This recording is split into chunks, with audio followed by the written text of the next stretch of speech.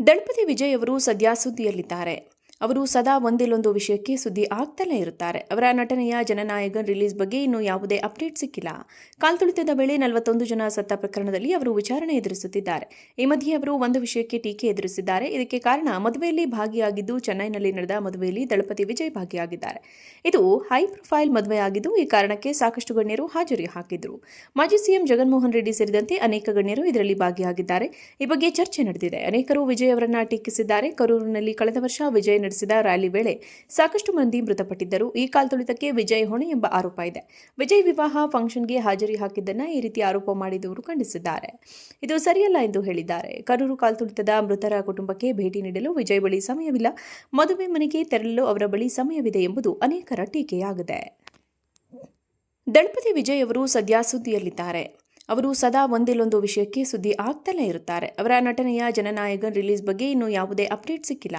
ಕಾಲ್ತುಳಿತದ ವೇಳೆ 41 ಜನ ಸತ್ತ ಪ್ರಕರಣದಲ್ಲಿ ಅವರು ವಿಚಾರಣೆ ಎದುರಿಸುತ್ತಿದ್ದಾರೆ.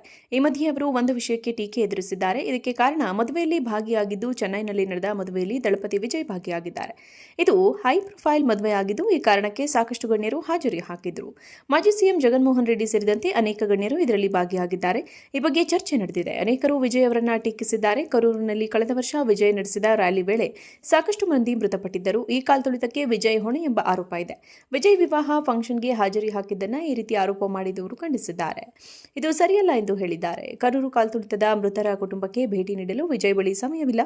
ಮದುವೆ ಮನೆಗೆ ತೆರಳಲು ಅವರ ಬಳಿ ಸಮಯವಿದೆ ಎಂಬುದು ಅನೇಕರ ಟೀಕೆಯಾಗಿದೆ. ದಳಪತಿ ವಿಜಯ್ ಅವರು ಸದ್ಯ ಸುದ್ದಿಯಲ್ಲಿದ್ದಾರೆ. ಅವರು ಸದಾ ಒಂದಿಲ್ಲೊಂದು ವಿಷಯಕ್ಕೆ ಸುದ್ದಿ ಆಗ್ತಲೇ ಇರುತ್ತಾರೆ. ಅವರ ನಟನೆಯ ಜನನಾಯಕನ್ ರಿಲೀಸ್ ಬಗ್ಗೆ ಇನ್ನೂ ಯಾವುದೇ ಅಪ್ಡೇಟ್ ಸಿಕ್ಕಿಲ್ಲ. ಕಾಲ್ತುಳಿತದ ವೇಳೆ 41 ಜನ ಸತ್ತ ಪ್ರಕರಣದಲ್ಲಿ ಅವರು ವಿಚಾರಣೆ ಎದುರಿಸುತ್ತಿದ್ದಾರೆ. ಈ ಮಧ್ಯೆ ಅವರು ಒಂದು ವಿಷಯಕ್ಕೆ ಟೀಕೆ ಎದುರಿಸಿದ್ದಾರೆ. ಇದಕ್ಕೆ ಕಾರಣ ಮದುವೆಯಲ್ಲಿ ಭಾಗಿಯಾಗಿದ್ದು ಚೆನ್ನೈನಲ್ಲಿ ನಡೆದ ಮದುವೆಯಲ್ಲಿ ದಳಪತಿ ವಿಜಯ್ ಭಾಗಿಯಾಗಿದ್ದಾರೆ. ಇದು ಹೈ ಪ್ರೊಫೈಲ್ ಮದುವೆಯಾಗಿದ್ದು ಈ ಕಾರಣಕ್ಕೆ ಸಾಕಷ್ಟು ಗಣ್ಯರು ಹಾಜರಿ ಹಾಕಿದ್ರು. ಮಾಜಿ ಸಿಎಂ ಜಗನ್ಮೋಹನ್ ರೆಡ್ಡಿ ಸೇರಿದಂತೆ ಅನೇಕ ಗಣ್ಯರು ಇದರಲ್ಲಿ ಭಾಗಿಯಾಗಿದ್ದಾರೆ.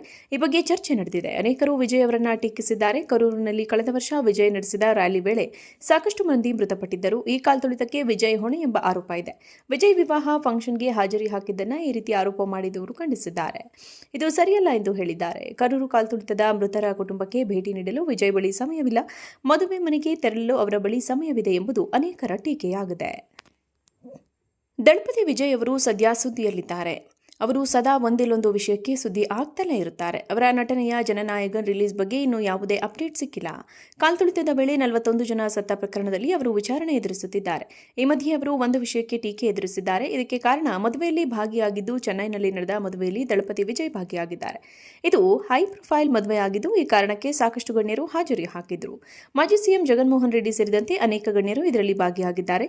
ಈ ಬಗ್ಗೆ ಚರ್ಚೆ ನಡೆದಿದೆ. ಅನೇಕರು ವಿಜಯ್ ಅವರನ್ನ ಟೀಕಿಸಿದ್ದಾರೆ. ಕರೂರಿನಲ್ಲಿ ಕಳೆದ ವರ್ಷ ವಿಜಯ್ ನಡೆಸಿದ ರ್ಯಾಲಿ ವೇಳೆ ಸಾಕಷ್ಟು ಮಂದಿ ಮೃತಪಟ್ಟಿದ್ದರು. ಈ ಕಾಲ್ತುಳಿತಕ್ಕೆ ವಿಜಯ್ ಹೊಣೆ ಎಂಬ ಆರೋಪ ಇದೆ. ವಿಜಯ್ ವಿವಾಹ ಫಂಕ್ಷನ್ಗೆ ಹಾಜರಿ ಹಾಕಿದ್ದನ್ನ ಈ ರೀತಿ ಆರೋಪ ಮಾಡಿದವರು ಖಂಡಿಸಿದ್ದಾರೆ. ಇದು ಸರಿಯಲ್ಲ ಎಂದು ಹೇಳಿದ್ದಾರೆ. ಕರೂರು ಕಾಲ್ತುಳಿತದ ಮೃತರ ಕುಟುಂಬಕ್ಕೆ ಭೇಟಿ ನೀಡಲು ವಿಜಯ್ ಬಳಿ ಸಮಯವಿಲ್ಲ. ಮದುವೆ ಮನೆಗೆ ತೆರಳಲು ಅವರ ಬಳಿ ಸಮಯವಿದೆ ಎಂಬುದು ಅನೇಕರ ಟೀಕೆಯಾಗಿದೆ.